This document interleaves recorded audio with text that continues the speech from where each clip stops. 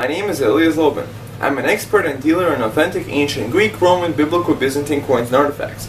I run a website called trustedcoins.com. We have access to over 6,700 authentic ancient coins and artifacts available for sale. Every item that I sell comes complete with a professional looking certificate of authenticity. And of course a lifetime guarantee of authenticity and my signature. I've identified over 28,000 authentic ancient coins and artifacts over the years. Every coin that I sell comes in a professional numismatic flip. The numismatic flip allows you to look at the front of the coin and the back of the coin without taking out the protective covering. And it has a miniaturized description that matches the unique number in the certificate.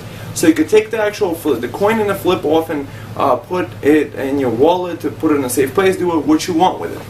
The description is professionally done, citing many times a major reference or collection.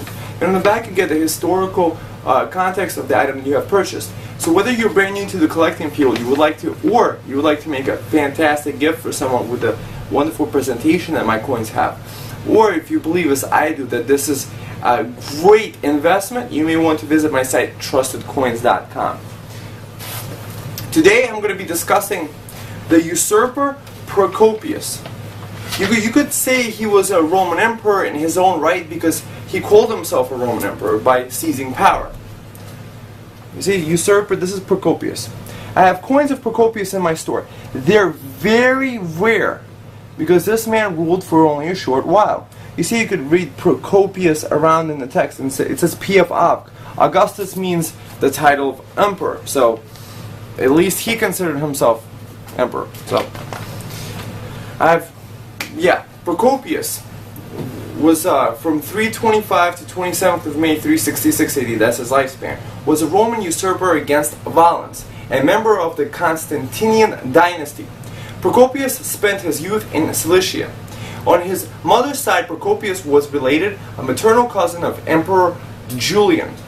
In 358 AD, during the Constantius II reign, he was sent with Lucilianus as an envoy to the Sassanid court. In the period, he was tribunus and notorius. Procopius entered in Julian's retinue and took part in his campaign against the Sassanids in 363. Together with Sebastianus, he was entrusted with controlling the upper Tigris with 30,000 men and, if possible, joining King Arsaces II of Armenia and march southward to reach Julian's army in Assyria.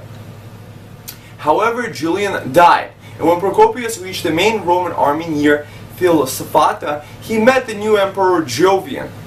Julian had given Procopius an imperial robe, explaining his act only to him. When Jovian was acclaimed emperor, Procopius gave him the robe, revealed him Julian's intention, and asked the new emperor if being allowed to retire to private life.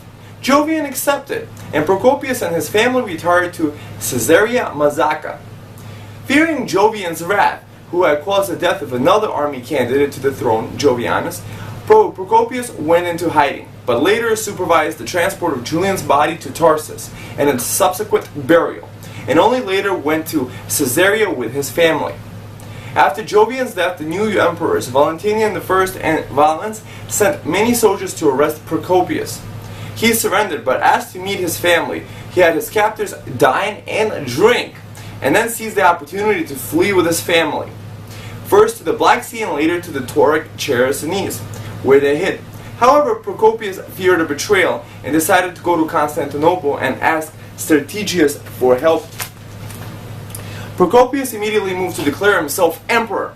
He bribed 2 legions that were resting in Constantinople to support his efforts, and took control of the imperial city. Shortly after this, he proclaimed himself emperor on September 28th of 365 AD, and quickly took control of the provinces of Thrace and later Bithynia. Valens was left with the task of dealing with the rebel, and over the next months struggled with both cities and units. Eventually their armies met at the Battle of Thyatira, and Procopius' forces were defeated. He fled the battlefield, but was betrayed to Valens by 2 of his remaining followers. Valens had all 3 executed on the 27th of May 366 AD. So visit my site called trustedcoins.com for authentic coins of Procopius and beyond.